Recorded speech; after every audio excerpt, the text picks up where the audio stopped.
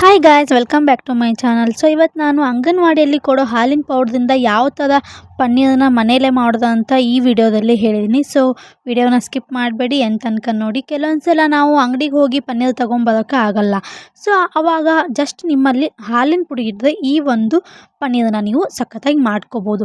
Shape wise ಅಂತೂ ಸಖತ್ತಾಗಿ ಬರುತ್ತೆ. ಸೊ ಬನ್ನಿ, ನಾನಿಲ್ಲಿ 1-2 ಕಪ್ನಷ್ಟು ನಾನು ಹಾಲಿನ ಪೌಡ್ರನ್ನ ತೊಗೊಂಡಿದ್ದೀನಿ. ಅದೇ ಕಪ್ಪಿಂದ 2 ಬೌಲಷ್ಟು ನೀರನ್ನು ಆ್ಯಡ್ ಮಾಡ್ಕೊತಾ ಇದ್ದೀನಿ. ಸೊ ಇವಾಗ ಚೆನ್ನಾಗಿ ಕಲಿಸ್ಕೊತಾ ಇದ್ದೀನಿ. ಈ ಥರ ಕಲಿಸ್ಕೊಳ್ಳುವಾಗ ಉಂಡೆ ಚಿಕ್ಕದಾಗಿ ಉಂಡೆ ಥರ ಉಳ್ಕೊಂಡು ಬಿಡ್ತವೆ. ಸೊ ಅದಕ್ಕೆ ಅಂತ ನೀವು ಇನ್ನೂ ಸ್ವಲ್ಪ ನೀರು ಹಾಕ್ಕೊಳ್ತಿದ್ರೆ ಹಾಕ್ಕೊಳ್ಬೋದು. ಸೊ ಚೆನ್ನಾಗಿ ನೋಡಿ, ಈ ಥರ ನಾನು ಯಾವ ಥರ ಕಲಿಸಿದ್ದೀನಿ ಅಂತ ನೋಡಿದಲ್ವ. ಸೊ ಆ ಥರ ಚೆನ್ನಾಗಿ ಕಲಿಸ್ಕೊಳ್ಳಿ. 2 ಹಣ್ಣಾದ ನಿಂಬೆಹಣ್ಣನ್ನು ತೊಗೊಳ್ಬೇಕು. ಕೆಲವೊಂದಿಷ್ಟು ಜನ ವಿನೆಗರ್ ಹಾಕ್ತಾರೆ. ಸೊ ನಿಮ್ಮ ಮನೇಲಿ ನಿಂಬೆಹಣ್ಣು ಇದ್ದರೆ ಅಷ್ಟೇ ಸಾಕು.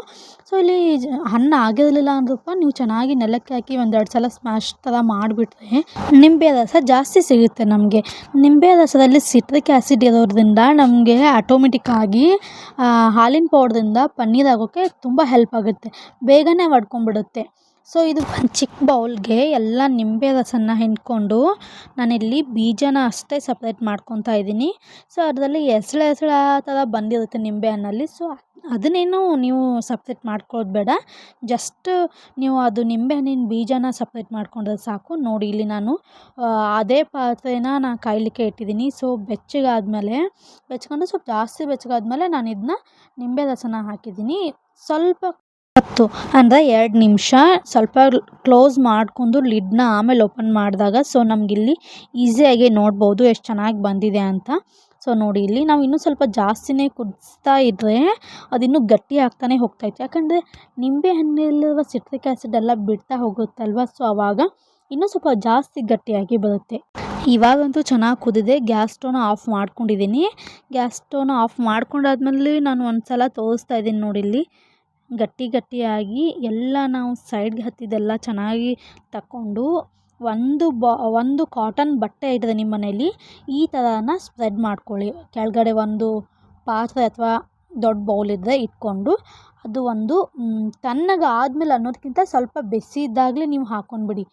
ತುಂಬ ಬಿಸಿ ಇತ್ತು, ಬಿಸಿ ಇದ್ದಾಗಲೇ ನಾನು ಇದನ್ನೆಲ್ಲ ಹಾಕ್ಕೊಂಡ್ಬಿಟ್ಟಿದ್ದೆ.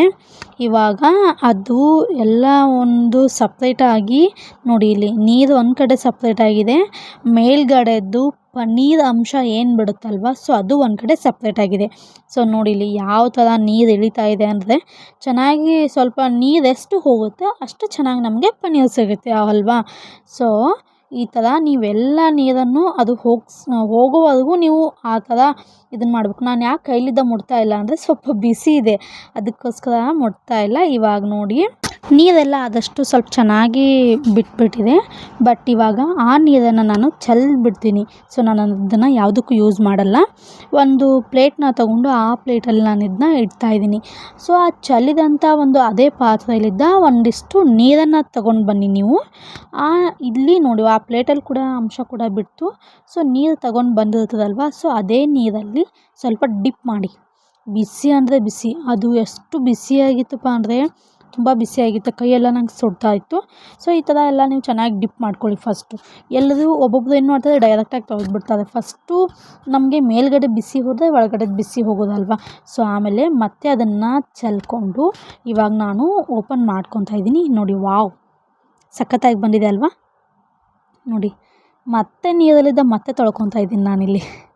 ಎಷ್ಟು ಸಾರಿ ತೊಳ್ಕೋದಪ್ಪ ಅಂತ ಮಾಡಬೇಡಿ, ಯಾಕಂದರೆ ನಮಗೆ ಚೆನ್ನಾಗಿ ಬರಬೇಕು ಅಷ್ಟೇ. ಅದನ್ನೆಲ್ಲ ಕೈಲಿದ್ದ ಒಡ್ಕೊಂಡು ಈ ಥರ ಒಡ್ಕೊಂಡ್ರೆ ಮತ್ತೆ ಪನ್ನೀರ್ ಆಗುತ್ತಾ ಅಂತ ನಿಮ್ಮ ತಲೆಯಲ್ಲಿ ಬಂದಿರ್ಬೋದು. ಖಂಡಿತ ಆಗುತ್ತೆ. ಈ ಥರ ಚೆನ್ನಾಗಿ ನೀವು ತೊಳ್ಕೊಳ್ಬೇಕು. ಫಸ್ಟು ತೊಳ್ಕೊಂಡ್ರೇ ನಮಗೆ ಚೆನ್ನಾಗಿ ಬರೋದು. ಇವಾಗ ಮತ್ತೆ ಆ ಬಟ್ಟೆನ ಒಂದು ಕಡೆ ತೊಗೊಂಡು ಇವಾಗ ನೋಡಿ, ನಾನು ಇಲ್ಲಿ ಚೆನ್ನಾಗಿ ಹಿಂಡ್ಕೊತಾ ಇದ್ದೀನಿ. ಮೇಯ್ನ್ ಪ್ರೊಸೆಸ್ ಅಂದರೆ ಇದು. ಇವಾಗ ಚೆನ್ನಾಗಿ ನೀವು ಹಿಂಡ್ಕೊಳ್ಳಿಲ್ಲ ಅಂದರೆ ಪನ್ನೀರ್ ಚೆನ್ನಾಗಂತೂ ಬರೋಲ್ಲ, ಖಂಡಿತ ಹೇಳ್ತೀನಿ. ಸೊ ನೋಡಿ, ಇಲ್ಲಿ ಯಾವ ಥರ ಫುಲ್ಲು ಗಟ್ಟಿಯಾಗಿ ಹಿಂಡ್ಕೋಬೇಕು. ಪ್ರತಿಯೊಂದು ಹನಿ ಹೋಗೋದು ಕೂಡ ತುಂಬ ಇಂಪಾರ್ಟೆಂಟ್ ಆಗುತ್ತೆ. ನಾನಿಲ್ಲಿ ನನ್ನ ಕೈಲಾದಷ್ಟು ಚೆನ್ನಾಗಿ ನೀರನ್ನು ಹಿಂಡ್ಕೊಂಡು ಆಮೇಲೆ ನಾನಿಲ್ಲಿ ನನ್ನ ಹತ್ರ ಒಂದು ಸ್ಪ್ರೌಟ್ ಮೇಕರ್ ಬಾಕ್ಸ್ ಇತ್ತು. ಸೊ ನಾನು ಅದನ್ನು ಇವಾಗ ಯೂಸ್ ಮಾಡ್ತಾಯಿದ್ದೀನಿ. ಆದಷ್ಟು ಹಿಂಡ್ಕೊತಾ ಇದ್ದೀನಿ. ಸೊ ಆ ಬಾಕ್ಸಿಗೆ ಇವಾಗ ಆಗಿದ್ದಂಥ ಈ ಒಂದು ಪನ್ನೀರ್ ಶೇಪನ್ನು ಸ್ಪ್ರೆಡ್ ಮಾಡ್ತಾಯಿದ್ದೀನಿ. ಒಳಗಡೆ ಎಲ್ಲ ಸ್ಪ್ರೆಡ್ ಮಾಡಿ ನಿಮ್ಮ ಹತ್ರ ಒಂದು ಕಲ್ಲು ಅಥವಾ ಏನಾದರೂ ಭಾರವಾದ ವಸ್ತು ಇದ್ದರೆ ಈ ಥರ ಇಟ್ಬಿಡಿ. ಯಾಕಂದರೆ ಶೇಪ್ ಬರಬೇಕು. ಆ್ಯಂಡ್ ನಾನು ಈ ಕಲ್ಲನ್ನು ತಗೊಂಡು ಮತ್ತೆ ಪ್ರೆಸ್ ಮಾಡ್ತಾಯಿದ್ದೀನಿ. ಬಿಕಾಸ್ ನಂಗೆ ನೀರು ಹೋಗಬೇಕಷ್ಟೆ. ನೋಡಿ ಇಲ್ಲಿ ಹೋಲ್ಸಿಂದ ನೀರೆಲ್ಲ ಹೋಗ್ತಾ ಇದೆ. ನೋಡಿ ಈ ಥರ ನೀವು 4 to 5 ಅವರ್ಸ್ ಇಡಬೇಕು. ಓಕೆನಾ? 4 to 5 ಅವರ್ಸ್ ಇಟ್ಟರೆ ಚೆನ್ನಾಗಿ ಬರುತ್ತೆ. ಸೊ ಇದನ್ನು ನೀವು ಫ್ರಿಜ್ಜಲ್ಲಿ ಇಡಬೇಕಂತ ಏನೂ ಅವಶ್ಯಕತೆ ಇಲ್ಲ. ಫ್ರಿಜ್ ಇಲ್ಲದೇ ಇರೋರು ಕೂಡ ನೀವು ಮಾಡ್ಕೋಬೋದು. ಫ್ರಿಜ್ ಬೇಕು ಅಂತಲೇ ಏನೂ ಇಲ್ಲ. ಯಾಕೆಂದರೆ ಫ್ರಿಜ್ ಯೂಸ್ ಆಗಲ್ಲ ಇದಕ್ಕೆ. ನೋಡಿ ಇವಾಗ ಬಂದಿದೆ. ಸೂಕ್ಷ್ಮವಾಗಿಡ್ಬೇಕು.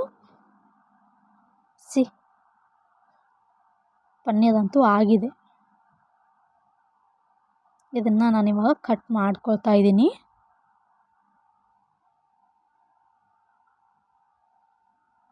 ಜಸ್ಟ್ 1 ಪೀಸ್ ಅಂತ ಕಟ್ ಮಾಡಿದೆ. ಸೊ ನೆಕ್ಸ್ಟ್ ಪೀಸಾಗಿ ಯಾವ ಥರ ಚೆನ್ನಾಗಿ ಬರುತ್ತೆ ಅಂತ ನಾನು ತೋರಿಸ್ತೀನಿ. ಇಲ್ಲಿ ಯಾಕೆ ಹೀಗೆ ಬಂದಿದೆ ಅಂದರೆ ಶೇಪ್ ವೈಸು ನಾನಲ್ಲಿ ಪ್ರೆಸ್ ಮಾಡಿಲ್ಲ ಅಂತ ಅರ್ಥ. ನೋಡ್ಬೋದು ಎಷ್ಟು ಚೆನ್ನಾಗಿ ಬಂದಿದ್ದಾವೆ ಅಂತ. ಸೊ ನಾನಿಲ್ಲಿ 1 ಪೀಸನ್ನು ಎತ್ಕೊಂಡು ಕೂಡ ತೋರಿಸ್ತೀನಿ. ನೋಡಿ ಇಲ್ಲಿ ಶೇಪ್ ಅಂತೂ ಚೆನ್ನಾಗಿ ಬಂದಿದೆ. ತಿನ್ನಲಿಕ್ಕೂ ಕೂಡ ಚೆನ್ನಾಗಿ ಟೇಸ್ಟ್ ಇದೆ. ಪನ್ನೀರೇ ಅಂಗಡೀಲಿ ಹೋಗಿ ತೊಗೊಂಡು ಬರಬೇಕು ಅಂತ ಏನಿಲ್ಲ. ಸೊ ನೋಡಿ ನಾನು ತೋರಿಸ್ತಾ ಇದ್ದೀನಲ್ವಾ, ಚೆನ್ನಾಗಿ ಬರುತ್ತೆ. ಸೊ ನೀವು ಮನೇಲಿ ಟ್ರೈ ಮಾಡಿ. ನಿಮಗೇನಾದರೂ ವಿಡಿಯೋ ಇಷ್ಟ ಆಗಿದ್ದರೆ ಲೈಕ್ ಮಾಡಿ, ಶೇರ್ ಮಾಡಿ, ಕಮೆಂಟ್ ಮಾಡಿ ಆ್ಯಂಡ್ ಸಬ್ಸ್ಕ್ರೈಬ್ ಮಾಡ್ಕೋದನ್ನು ಮರಿಬೇಡಿ. Thank you. Bye bye.